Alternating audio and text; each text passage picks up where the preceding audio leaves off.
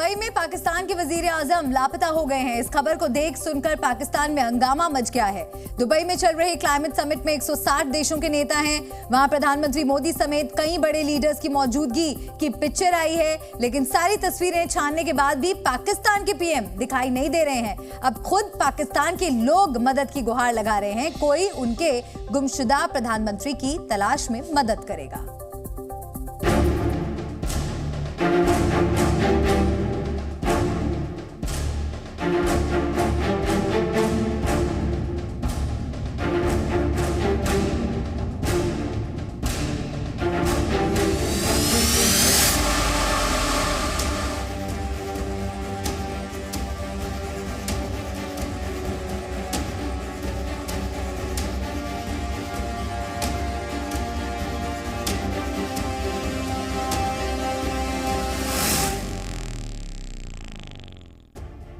Dubai पहुंचते ही पाकिस्तान के वजीर आजम लापता हो गए। क्लाइमेट समिट में 160 देशों के नेता पहुंचे। यहां वर्ल्ड लीडर्स की पहली लाइन में पीएम मोदी रहे और सबसे आखिरी लाइन में एक कोने में पाकिस्तान के वजीर आजम दिखाई दिए। पाकिस्तान के कार्यवाहक प्रधानमंत्री अनवारुल हक काकर को एक मुस्लिम देश में हो रही वर्ल्ड लेवल की कॉन्फ्रेंस में किनारे लगा दिया गया, और इसकी वजह क्या है ये खुद पाकिस्तानियों से सुन लीजिए। दुबई में एक वक्त ऐसा भी आया जब पीएम मोदी और पाकिस्तानी वजीर आजम बस कुछ कदम दूर खड़े रहे। तब पीएम मोदी और जॉर्डन के किंग अब्दुल्ला गले मिल रहे थे। हालांकि इतने करीब होने के बाद भी भारत और पाकिस्तान के पीएम के बीच न तो बातचीत हुई और न ही हाथ मिले। COP28 से एक तस्वीर सोशल मीडिया पर बहुत तेजी से वायरल हो रही है। वो तस्वीर है पाकिस्तान के वजीर आजम की। जब पाकिस्तान के वजीर आजम यहाँ COP28 में फोटो खिंचवा रहे थे तो वो सबसे आखिरी लाइन में दिखाई दे रहे थे। पाकिस्तान में सोशल मीडिया के जो लोग हैं वो लगातार पूछ रहे हैं कि आखिरकार उनके प्रधानमंत्री कहाँ पर है। दरअसल ये तस्वीर पाकिस्तान की हैसियत को दिखाता है, क्योंकि इसी COP28 के कार्यक्रम में प्रधानमंत्री नरेंद्र मोदी पहली लाइन में थे। दुनिया के बड़े नेताओं के साथ प्रधानमंत्री नरेंद्र मोदी खड़े थे और ये भारत की सशक्त तस्वीर बताने वाली तस्वीर थी और एक मजबूत भारत की तस्वीर दिखाई दे रही थी। लेकिन इस तस्वीर से यह बात भी बिल्कुल साफ है कि पाकिस्तान के लिए मंच कोई भी हो, चाहे दुबई का हो या दुनिया के किसी भी कोने का, हर जगह इन दिनों पाकिस्तान को किनारे लगा दिया गया है। दुबई से आज एक एक करके वो सारी तस्वीरें आई हैं जिसे देखकर पाकिस्तानियों का दिल धुआं धुआं हो रहा है। मिडिल ईस्ट में एक समय पर लगभग 160 देशों के नेता हैं। इतना बड़ा ग्लोबल इवेंट हो रहा है। कई मुस्लिम देशों की टॉप लीडरशिप भी मौजूद है और मजहब के नाम पर भाईचारा निभाने के बाद भी पाकिस्तान को कोई भाव नहीं मिल रहा है। पाकिस्तानी सरकार और वहां की जनता के लिए क्लाइमेट समिट से दुख तकलीफ देने वाली तस्वीरों के सिवा और कुछ नहीं आ रहा है। दुबई में इवेंट हो रहा है। भारत के पीएम कभी ओपनिंग सेरेमनी में भाषण देते हैं तो कभी दुनिया के बड़े लीडर्स से मिलते दिखाई देते हैं। पाकिस्तानियों के लिए दुबई से ना तो कोई अच्छी खबर आई और ना ही पैसे मिलने का भरोसा देने वाली तस्वीर। पाकिस्तान का दिल जलाने वाली एक और तस्वीर कल रात को दुबई से आई है। जब पीएम मोदी का स्पेशल विमान दुबई पहुंचा तब उनको रिसीव करने के लिए दुबई के डिप्टी पीएम खुद हवाई अड्डे पर मौजूद थे। आज भी दुबई से पीएम मोदी और वर्ल्ड लीडर्स की ऐसी तस्वीरें आई हैं जिन्हें देखकर पाकिस्तानियों के सीने पर सांप लौट रहे होंगे। हालांकि दुबई में पाकिस्तान के वजीर आजम भी मौजूद हैं, पर दोनों देशों के नेताओं की दूसरे राष्ट्र प्रमुखों से हो रही मुलाकातों में जमीन आसमान जितना अंतर है। पाकिस्तान के नेताओं को मिडिल ईस्ट के देशों पर बड़ा घमंड था। उन्हें लगता था कि वो चाहे जितनी बार भी मुस्लिम देशों से पैसा मांगेंगे उन्हें मिल जाएगा। हालांकि इस बार पाकिस्तान का ये कंफ्यूजन भी दूर हो गया।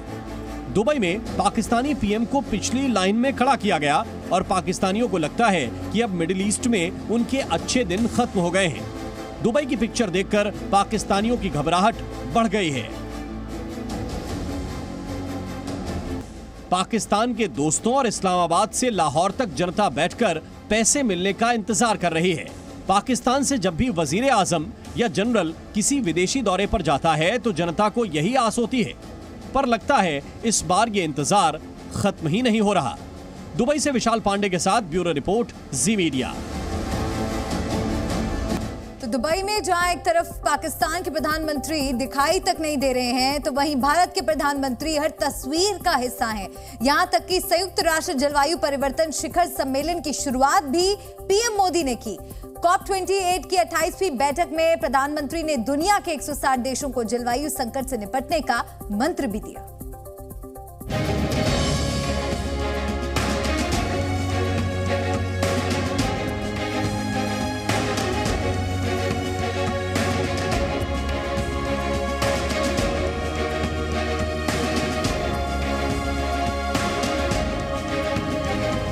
एक साथ एक मंच पर दुनिया के 160 देश और मुद्दा सिर्फ एक, जलवायु परिवर्तन, जिससे निपटने के लिए दुबई में संयुक्त राष्ट्र जलवायु परिवर्तन शिखर वार्ता की 28वीं बैठक चल रही है, जिसका अहम हिस्सा है भारत, क्योंकि दुनिया की सबसे बड़ी आबादी भी यहीं रहती है। ऐसे में सम्मेलन की शुरुआत भी प्रधानमंत्री मोदी ने की और दुनिया को बड़ा संदेश दिया। भारत ने इकोलॉजी और इकोनॉमी के उत्तम संतुलन का उदाहरण विश्व के सामने रखा है। भारत में विश्व की 17% आबादी होने के बावजूद ग्लोबल कार्बन एमिशंस में हमारी हिस्सेदारी ओनली 4% से भी कम है। पीएम मोदी संयुक्त अरब अमीरात के राष्ट्रपति शेख मोहम्मद बिन जायद अल नाहियान के न्योते पर दुबई पहुंचे हैं। पीएम मोदी जब COP28 बैठक में शामिल होने दुबई एग्जीबिशन सेंटर पहुंचे तो खुद मोहम्मद बिन जायद ने उनका गर्मजोशी से स्वागत किया। दोनों नेताओं ने एक दूसरे को गले भी लगाया। इसके बाद संयुक्त राष्ट्र महासचिव एंटोनियो गुटेरेस से मिले और फोटो खिंचवाई।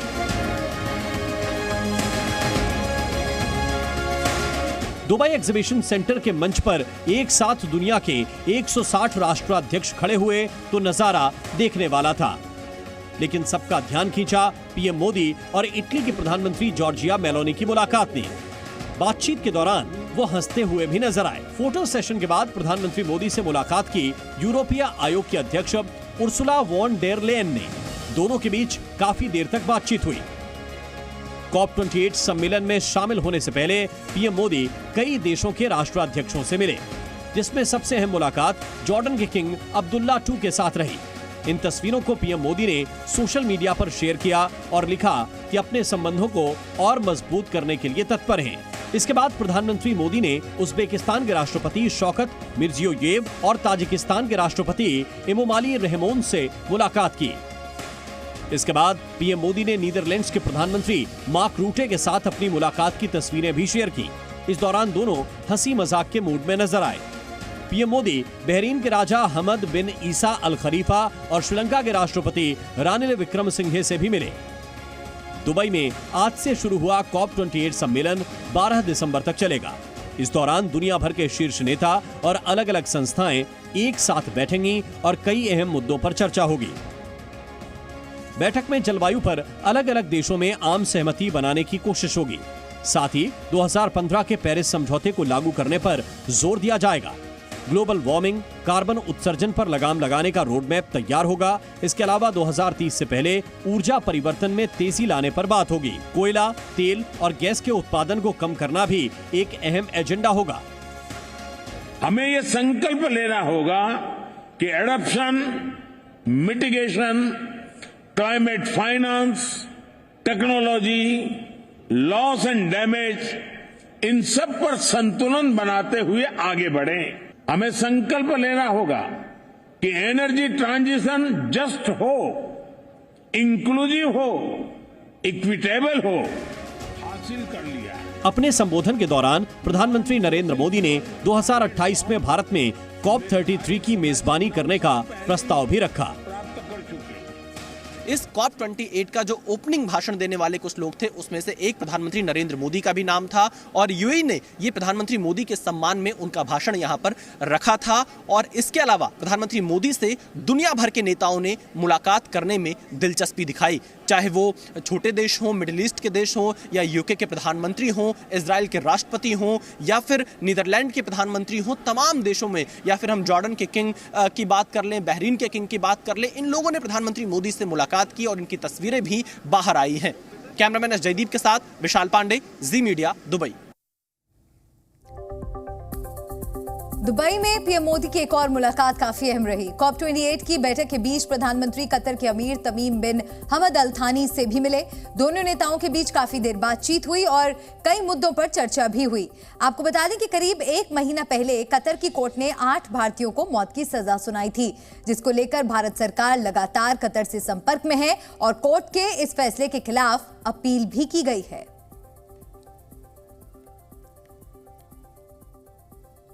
COP 28 समिट में अपने संबोधन की शुरुआत में पीएम मोदी ने जलवायु परिवर्तन को गंभीर समस्या बताया।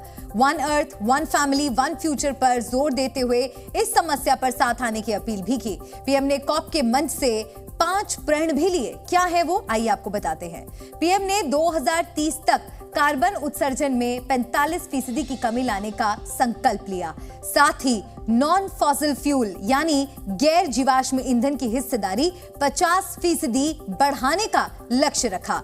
पीएम मोदी ने नेट जीरो यानी वायुमंडल में जाने वाली ग्रीन हाउस गैसों को कम करने के लिए 2070 तक का लक्ष्य बता दिया। पीएम ने नेशनल डिटरमाइंड कॉन्ट्रीब्यूशंस यानी एनडीसी के लक्ष्यों को पूरा करने की भी बात कही।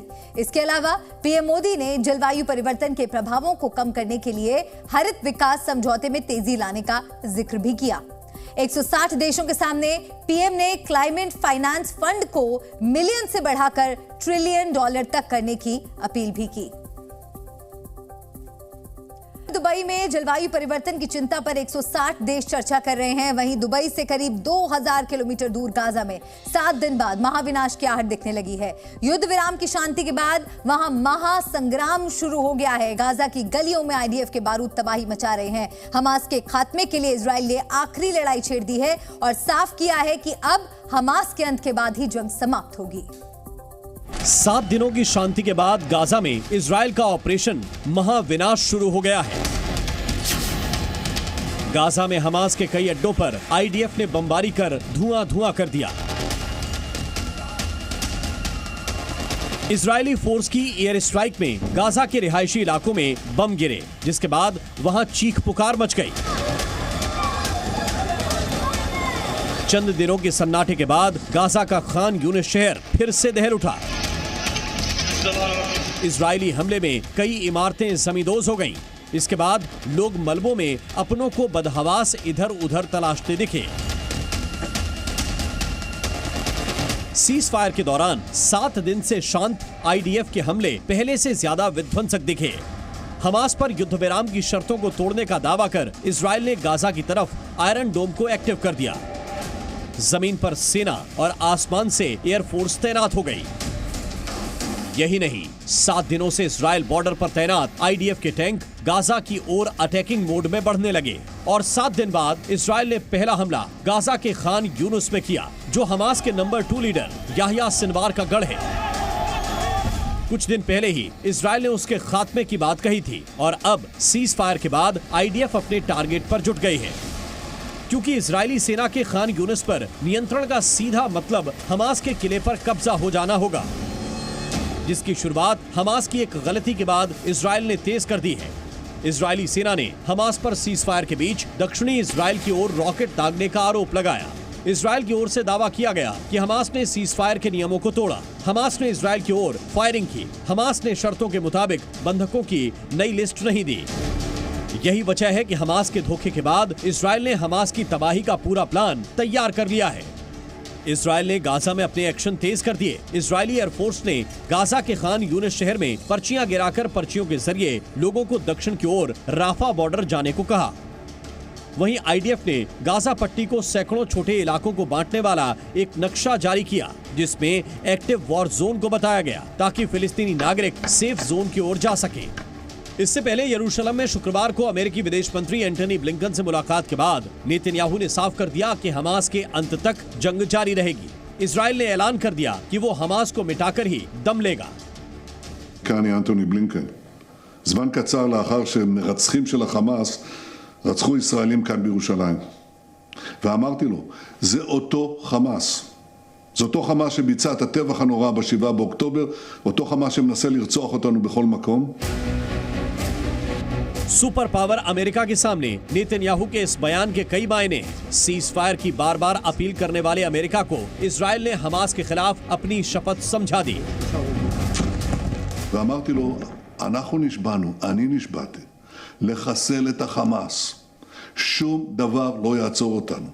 אנחנו נמשיך את המלחמה הזאת עד שנשיג את שלושת היעדים, לשחרר את כל חטופינו, לחסל את החמאס עד תום, ולהבטיח שמעזה לא יחזור איום כזה לעולם.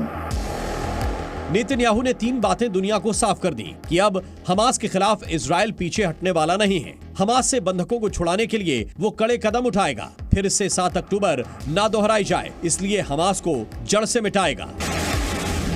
यानी हमास इजराइल का युद्ध आगे और विनाशक होने वाला है। इजराइल की थल सेना गाजा पर दोबारा चढ़ाई की तैयारी में जुट गई है। जबकि सीज फायर के आखिरी और 7वें दिन हमास ने गाजा पट्टी से 2 बार में 8 बंधकों को रिहा किया। हमास ने इनको रेड क्रॉस के प्रतिनिधियों को सौंपा, जिसके बाद बंधकों को मिस्र के रास्ते इजराइल लाया गया। वहीं इजराइल की ओर से 30 फिलिस्तीनी कैदियों को छोड़ा गया। התעקשנו על מימוש המתווה הנוכחי להשבת הנשים והילדים, וכך נעשה גם למחר.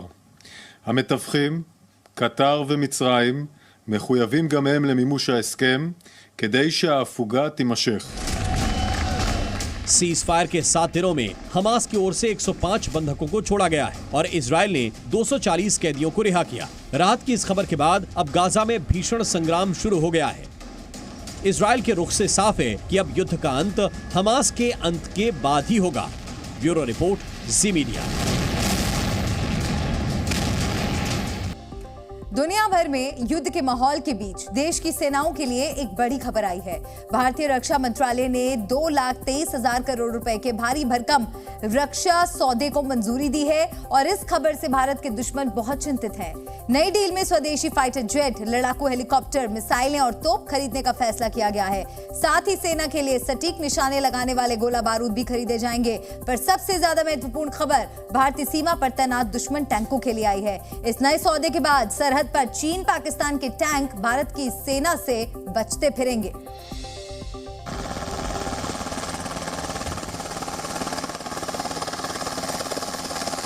Ladies and gentlemen, please give a warm round of applause as the Prachand is exiting after an enthralling distance.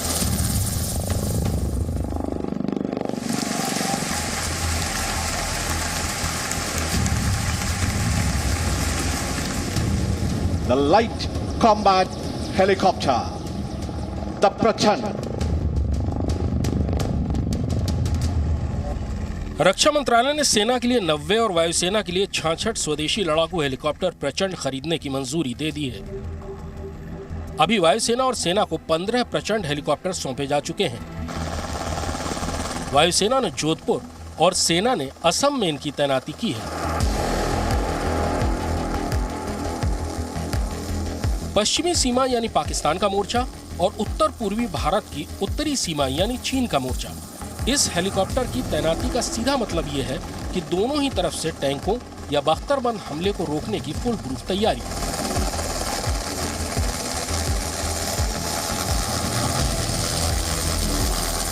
भारतीय सेनाओं के लिए पहली बार इतनी बड़ी तादाद में लड़ाकू हेलीकॉप्टर खरीदे जा रहे हैं।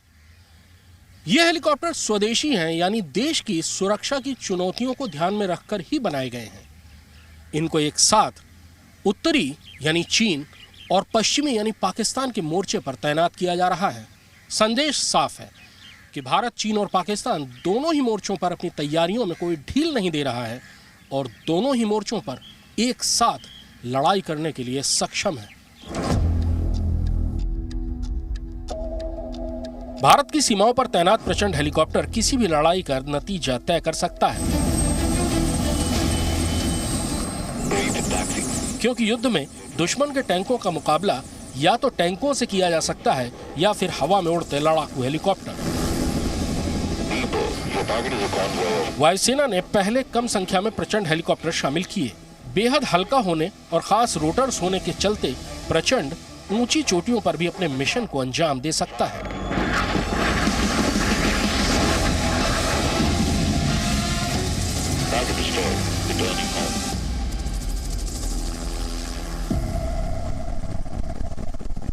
We had procured initially 10 of them for the Indian Air Force, the light combat helicopters, and they have proven their worth.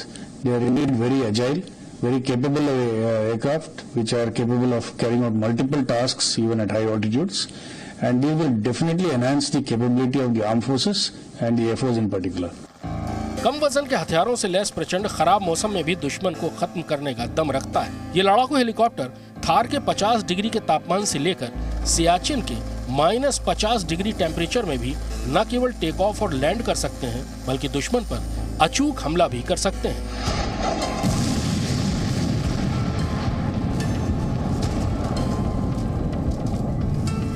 भारतीय वायुसेना के अटैक हेलीकॉप्टरों में प्रचंड सबसे खास है, क्योंकि ये भारतीय सेना की जरूरतों के हिसाब से बनाया गया है। इसमें मौजूद स्टेल्थ फीचर की वजह से ये आसानी से दुश्मन की रडार की पकड़ में नहीं आता और दिन हो या रात, मौसम कोई भी हो, हर समय हमला करने में सक्षम है। प्रचंड पर स्वदेशी हेलिना मिसाइल होगी जो दुश्मन के टैंक को निशाना बना सकती है। 70 mm के 12-12 रॉकेट्स के 2 पॉड्स लगे हैं। ये रॉकेट्स टैंकों और बख्तरबंद गाड़ियों को पूरी तौर पर तबाह कर सकते हैं। प्रचंड की नोज यानी फ्रंट में एक 20 मिलीमीटर की गन लगी है जो 110 डिग्री में किसी भी दिशा में घूम सकती है और दुश्मनों पर अटैक कर सकती है। ये हवा से हवा में भी फायर कर सकता है, यानी हवा में मौजूद दूसरे हेलीकॉप्टरों और ड्रोन के लिए भी ये एक बड़ा खतरा साबित होगा। 156 हेलीकॉप्टरों की खरीद के साथ ये भी तय हो गया है कि अब कभी विदेश से ऐसे लड़ाकू हेलीकॉप्टरों की खरीद नहीं की जाएगी। I don't think we will ever need to import attack helicopters.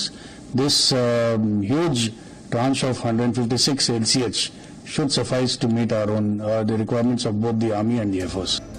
हाल ही में सेना ने अरुणाचल प्रदेश में प्रचंड हेलीकॉप्टर की क्षमता को परखने के लिए अभ्यास भी किया था। इससे पहले राजस्थान का मैदान हो या फिर लद्दाख, प्रचंड ने हर इलाके में अपनी ताकत दिखाई है। हालांकि दुश्मनों के खिलाफ प्रचंड अकेला नहीं आ रहा है, इसका साथ देने के लिए कई और हथियार भी खरीदे जा रहे हैं।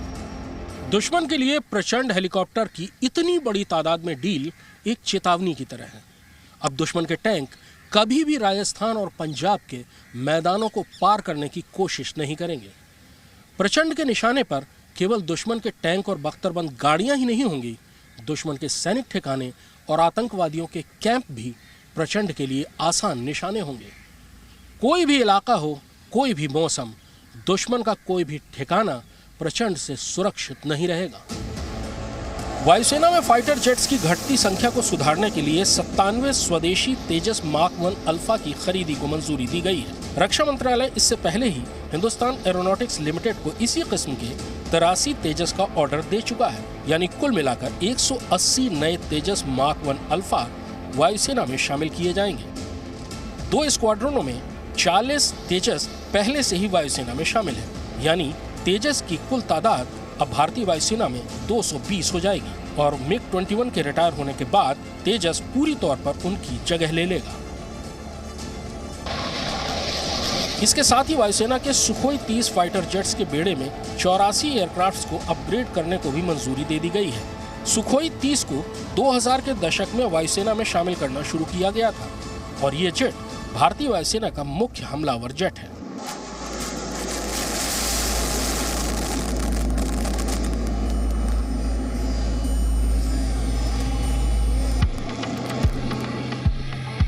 सेना के लिए नई 155 मिलीमीटर की तोपें भी खरीदी जाएंगी। इस किस्म की तोपों की खासतौर पर पहाड़ों की लड़ाई में मुख्य भूमिका होती है। भारतीय सेना में बोफोर्स के अलावा अमेरिका से खरीदी गई अल्ट्रालाइट होविट्जर, दक्षिण कोरिया से खरीदी गई वज्र सेल्फ प्रोपेल्ड गन के अलावा स्वदेशी धनुष इसी क्षमता की है। इन नई तोपों से खासतौर पर उत्तरी मोर्चे पर सेना की ताकत में बहुत इजाफा होगा। सेना के आर्मर्ड दस्तों की रीढ़ T-90 भीष्म टैंकों के लिए ऑटोमेटिक टारगेट ट्रैकर के अलावा डिजिटल बैलिस्टिक कंप्यूटर भी खरीदे जाएंगे, जिससे इन टैंकों की क्षमता बढ़ाई जाएगी। नए किस्म के एंटी टैंक और एरिया डिनाइल गोला बारूद भी खरीदे जाएंगे ताकि हमला करने की क्षमता में इजाफा हो सके। और इन सब के साथ नौसेना के लिए जहाज से दुश्मन के जहाज को तबाह करने वाली मध्यम दूरी की एंटी शिप मिसाइलों की खरीद का भी फैसला ले लिया गया है। 1 दशक से भी कम समय में धीमी रफ्तार से चलते हुए मेक इन इंडिया के बबरशेर ने तेज रफ्तार से दौड़ना और छलांगे लगाना शुरू कर दिया है। अभी दुश्मन को केवल इसकी दहाड़ सुनाई दे रही है, लेकिन अगर उसने कोई हरकत की तो उसे इसके पंजों और जबड़ों की ताकत का पता भी लग जाएगा। रक्षा के क्षेत्र में आत्मनिर्भर होते भारत का ये बबरशेर सबसे ताकतवर प्रतीक है। कृष्ण मोहन मिश्रा, जी मीडिया, दिल्ली। शायद आप ये सोच रहे होंगे कि स्वदेशी हथियारों पर इतना जोर क्यों दिया जा रहा है, या फिर पहले के मुकाबले अब स्वदेशी हथियारों के इस्तेमाल से सेना कैसे मजबूत होगी। आइए आपको समझाते हैं। स्वदेशी हथियारों का मतलब है कि देश का पैसा देश की सुरक्षा में इस्तेमाल होगा और ऐसे फैसलों से देश की हथियार इंडस्ट्री आगे बढ़ेगी। स्वदेशी हथियार दुनिया के किसी भी देश से खरीदे गए हथियारों के मुकाबले सस्ते होते हैं। कई बार ऐसे हथियार शुरुआत में महंगे होते हैं, लेकिन अगर आप लंबे समय की बात करें तो ऐसे सौदे देश के लिए फायदेमंद साबित होते हैं। अक्सर विदेशी हथियारों में किसी भी बदलाव के लिए उस देश की इजाजत लेनी होती है जहां से आपने हथियार खरीदे हो, पर स्वदेशी हथियारों के साथ ऐसी कोई दिक्कत नहीं होती। हाल में इजराइल हमास जंग के बाद दुनिया के कुछ देशों ने इजराइल को हथियार देने पर पाबंदी लगाने का ऐलान किया। इसलिए सेना की मजबूती के लिए हथियारों में आत्मनिर्भरता सबसे ज्यादा महत्वपूर्ण है। और सबसे बड़ी बात यह कि स्वदेशी के साथ देश के नागरिकों का इमोशनल क्वोशंट जुड़ा होता है। महात्मा गांधी ने अपनी किताब हिंद स्वराज में लिखा है कि स्वदेशी का प्रयोग एक नैतिक हट पैदा करता है। ये हट या जिद अगर देश हित में हो तो इससे बेहतर भला क्या हो सकता है। कोरोना के बाद चीन में एक और वायरस अपने पैर पसार रहा है और इस बार उसका शिकार बन रहे हैं मासूम। पिछले कुछ दिनों में चीन के हजारों बच्चों को अस्पताल में भर्ती कराया गया है। यही रहस्यमयी वायरस यूरोप से होते हुए अमेरिका तक पहुंच गया है। क्या है ये वायरस और कैसे हैं चीन और अमेरिका के हालात, इस स्पेशल रिपोर्ट में देखिए। 另外设立了至少4间可以通过非常便捷的流程。 फिर वही बदहवासी, 住院部始终是满房。为了让大家得到山西省经常市 फिर वही बेचैनी और वही परेशानी। पिछले कुछ दिनों से चीन के लोग फिर से कोविड काल वाला मंजर देख रहे हैं, लेकिन इस बार दर्द थोड़ा ज्यादा है। वजह है मासूम। किसी भी माँ बाप के लिए उनके बच्चों का दर्द उनकी तकलीफ से ज्यादा होता है, और यही हो रहा है इन दिनों चीन में। चीन के लोग इस वक्त रहस्यमयी निमोनिया के वायरस से जूझ रहे हैं, जो मासूमों को अपना शिकार बना रहा है। चीन में फैले इस रहस्यमयी वायरस से जूझ रहे बच्चों में कुछ खास लक्षण देखने को मिल रहे हैं। चीन से आ रही रिपोर्ट्स के मुताबिक बच्चों को 37.3 डिग्री सेल्सियस का बुखार आ रहा है। साथ ही कई बच्चों को बलगम के बिना लगातार खांसी आ रही है, जो चिंता का विषय है। सीटी स्कैन में फेफड़ों में सूजन भी दिखाई दे रही है। ये लक्षण सामान्य निमोनिया जैसे ही हैं, लेकिन कुछ अलग भी। चीन के डॉक्टर्स इस नए वायरस को अभी तक पहचान नहीं पाए हैं। हालांकि स्वास्थ्य विभाग ने इस रहस्यमयी बीमारी का पता लगाने और इलाज के लिए रिसर्च शुरू कर दी है, लेकिन अस्पतालों में लगातार बढ़ती बच्चों की संख्या ने सभी को टेंशन में डाल दिया है। Critical is that one is that for the medical service sector, they need to develop so-called graded health admission system, because you have to avoid the sudden surge of patients and coming into the clinic and hospitals. One of the problem is that when a lot of people coming into the hospital systems, actually the hospital could be overwhelmed. चीन के अलग अलग प्रांतों में हजारों बच्चे बीमार हो रहे हैं, जिससे उनके माँ बाप बेहद परेशान हैं। साथ ही अस्पताल भी चिंता जता रहे हैं और एक बेहतर हेल्थ सिस्टम विकसित करने की मांग कर रहे हैं, लेकिन चीन के विदेश मंत्री का दावा कुछ अलग ही है। 中国有非常健全的医疗体系，那么最近发生了一些个别地方发生一些儿童的感冒的事件，这其实在任何国家都会发生，而在中国处在有效的管控之下。 ये कोई पहला मौका नहीं है जब चीन ने ऐसे दावे किए हों। कोविड के वक्त भी चीन ने नहीं माना था कि वायरस उनके देश से निकला।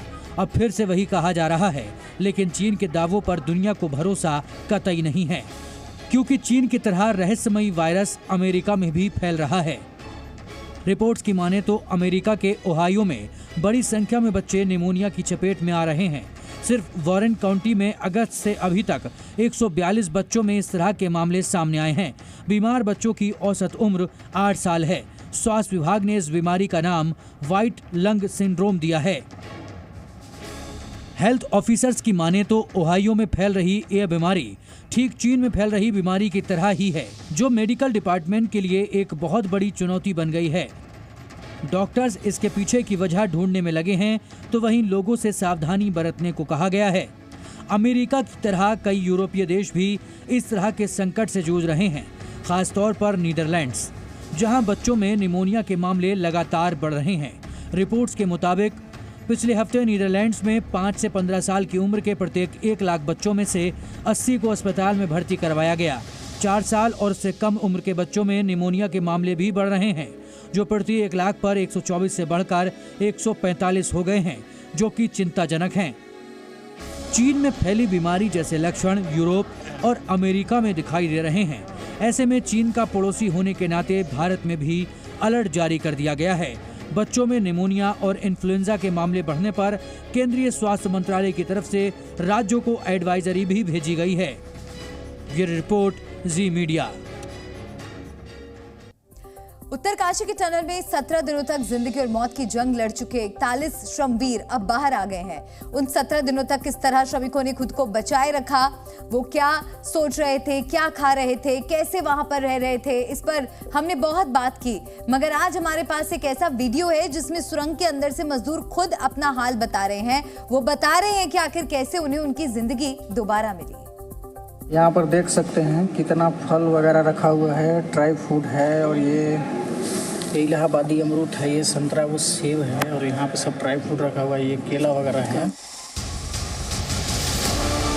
जमीन के नीचे जिंदगी की जंग जीतने के लिए जिन चीजों की जरूरत होती है, वो उत्तरकाशी के उन 41 श्रमिकों के पास मौजूद थी। श्रमिकों के लिए सुरंग में सेब, संतरा, अमरूद, केला और ड्राई फ्रूट्स के अलग अलग प्रकार रखे गए थे, और इन्हीं इंतजामों की वजह से श्रमिकों को उनकी जिंदगी दोबारा मिली है।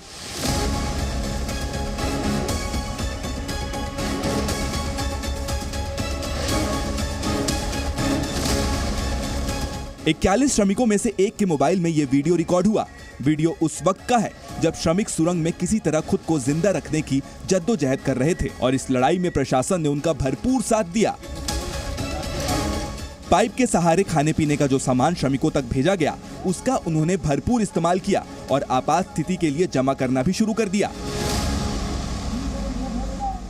यहाँ पर देख सकते हैं कितना फल वगैरह रखा हुआ है, ड्राई फ्रूट है, और ये इलाहाबादी अमरूद है, ये संतरा, वो सेब है, और यहाँ पे सब ड्राई फ्रूट रखा हुआ है, ये केला वगैरह है, काजू किशमिश सब टोटल सामान है। बाकी हम लोग का ये रहने का लोकेशन है, ये सब है, ये सब है हम लोग का रहने का लोकेशन। ये हाइडा वगैरह है, लाइटिंग व्यवस्था सब चालू है, देख सकते हैं आप लोग।